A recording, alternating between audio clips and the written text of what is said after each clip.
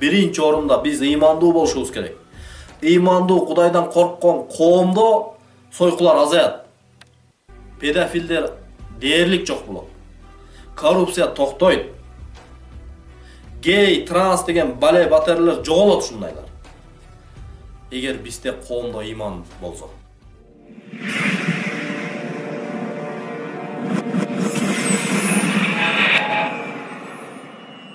Assalamu alaikum урматтуу Бестен YouTube каналдын көрүүчү мекендештер, агалар, инелер, жалпы акыреттик достор. Урматтуу туугандар, бүгүнкү эфирдин темасы педофилдер жөнүндө болмокчу. Педофил дегенде биз эмнени түшүнөбүз? Педофил дегенде биздин көз алдыбызга бир картина туура келет. Эмне десе, бир бузуку жаш кыздарды талкалаган, алардын тагдырына балта чапкан bir bozukуларды биздин көз алдыбызга келет. Биз ушулардан кантип арылабыз? Мына акыркы учурда көрүп атасыздар, биздин бейиштин төрүндөй болгон таза элдин урпактары элек.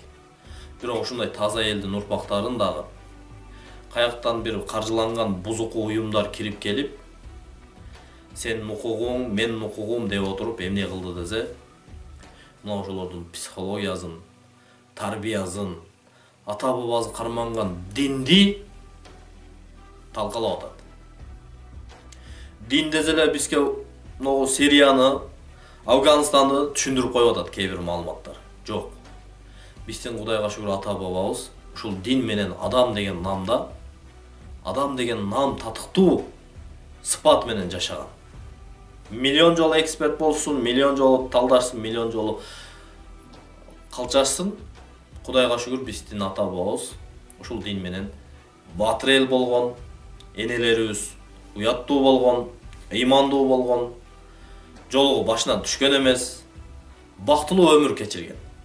Эми ушундай таза элдин акыркы урпактары эмне болуп баратат?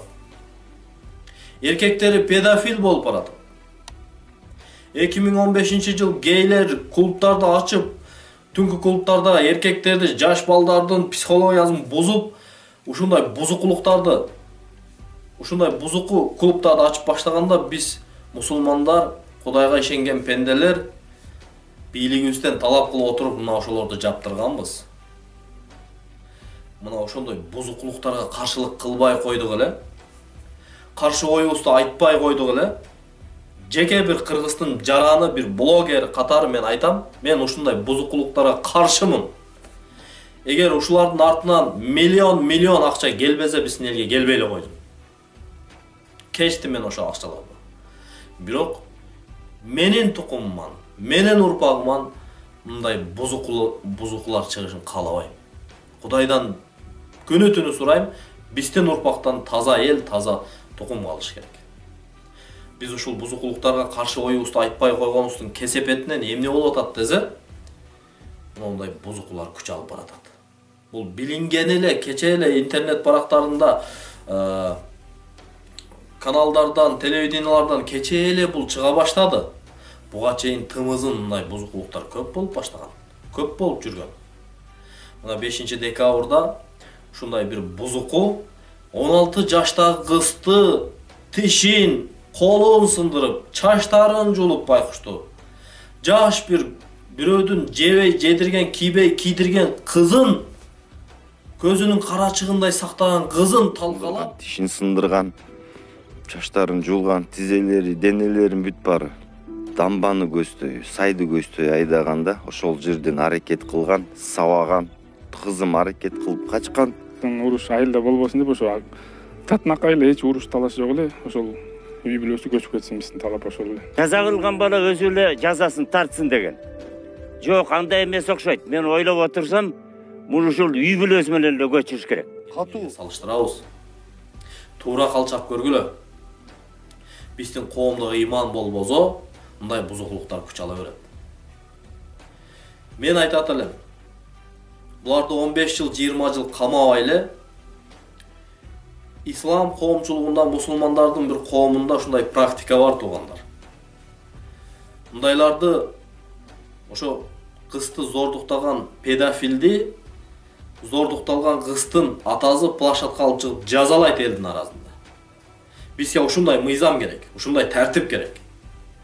Бир экөө ушундай бузукуну педофилди площадка алып чыгып жазалап койсун эле аталары. Элдин алдында. Жанагылар өзүнөн өзү жоголуп кетет бузукулар. Кепилдик берем. Буларды бычып коюп, 15 жыл түрмөгө тыгып, 20 жыл түрмөгө тыгып бакпайбыз биз. Ансыз деле биз бага турган эл толтура. Биздин налогубуздун эсебинен, машинабыздын налогунун эсебинен, мал жандыгыбыздын эсебинен ушуларга тамак аш бөлүнүп атат. Ойлонуп көргүлө.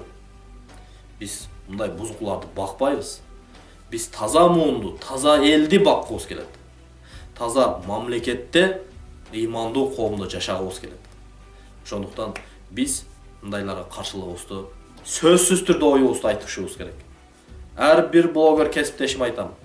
Ушундай бузукулуктарды элге алып чыгып талкууга койгула. Саясатка кейлигишип, саясат менен эле патрап жүрө бербей, мындай бузукулуктарга да маани бергиле. Анткени силердин да кызыңар бар, силердин да уулуңар бар. Кудай сактасын, ушундай бузукуларга туура келип калса, эмне кыласыңар? Ошондуктан ар бир күндө болуп аткан окуяга терең маани берип, терең көңүл буруп,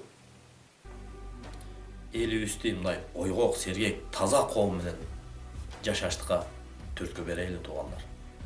Тазалыкта бардык нерсе бар. Эгер ыймандуу, таза коом боло турган болсок, бизде мындай бузукулар жоголот. Биз дайым мындай бузукуларга качан ажал келип, өлүп бул дүйнөдөн коштошуп кеткенге чейин дайым күрөшөбүз. Ошондуктан келиңиздер бизди колдоп, кубаттап туруңуздар. Ассаламу алейкум.